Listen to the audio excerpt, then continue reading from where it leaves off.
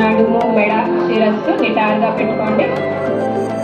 ఆ శక్తిధారలు మనకి ఒక శిష్యునికి ఒక సద్గురువు లభిస్తే అది ఆ శిష్యుడి అదృష్టం.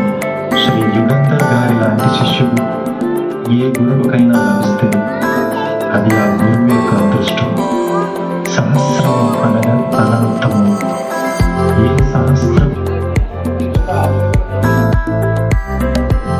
ఓన్లీ నేతితో సమర్పిస్తామండి.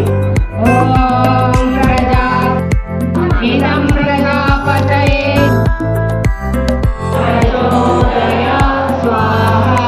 ఇదం గాయత్రీ ఇదం నమః. ఓం భర్గో దేవస్య ధీమహి ధియో యో నః ప్రచోదయాత్ స్వాహా. ఇదం గాయత్రీ ఇదం నమః. ఓం తస్య ధీమహి ధియో యో నః ప్రచోదయాత్. ఓం స్వాహా. ఇదం విశ్వమాత్రే ఇదం నమః.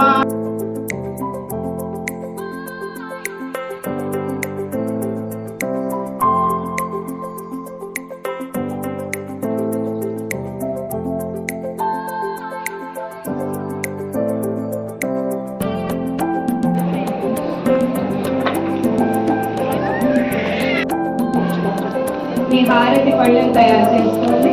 ప్రమిదని ఆ పళ్ళెల్లో పెట్టేసుకోండి.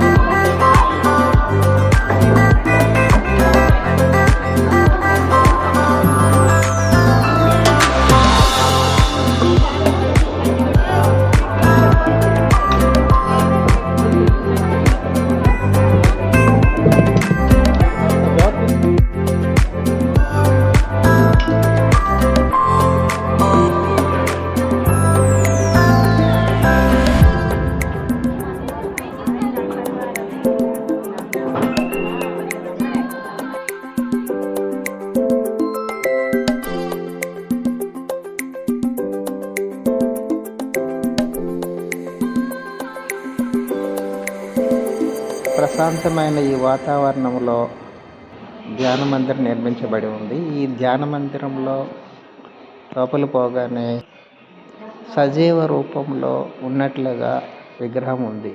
అంతేకాకుండా పక్కన అనేక రకాలైన విగ్రహాలు కూడా ఉన్నాయి. ప్రతి పౌర్ణమి నాడు ఇక్కడ యాగం అనేది జరుగుతుంది. ఈ యాగంలో పాల్గొంటే ఎంతో పుణ్యం కలుగుతుందని నమ్మకం. అలాగే ఇక్కడ దత్తాత్రేయుని విగ్రహం కూడా కలదు. అంతేకాకుండా ఆ పక్కనే షిరిడి సాయిబాబా విగ్రహం కూడా సజీవంగా కనిపిస్తుంది. ఈ ధ్యాన మందిరము విశాలంగా ఉండి ఎంతో ఆహ్లాదకరంగా ఉంటుంది.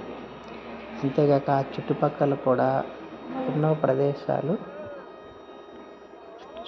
ముచ్చటగా ఉన్నాయి. ఇందులో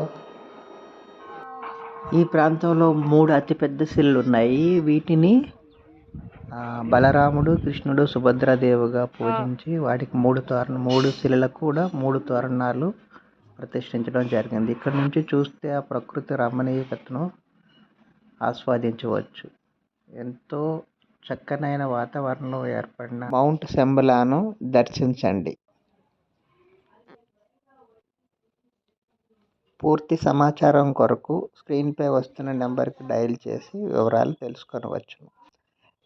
ఇంత యాగం కూడా ఎంతో ఫ్రీగా, ఒక్క పైసా ఖర్చు లేకుండా జరుగుతుంది. కాబట్టి అందరూ ఈ యాగంలో పాల్గొని పుణ్యఫలాన్ని పొందుతారని మా ఆకాంక్ష.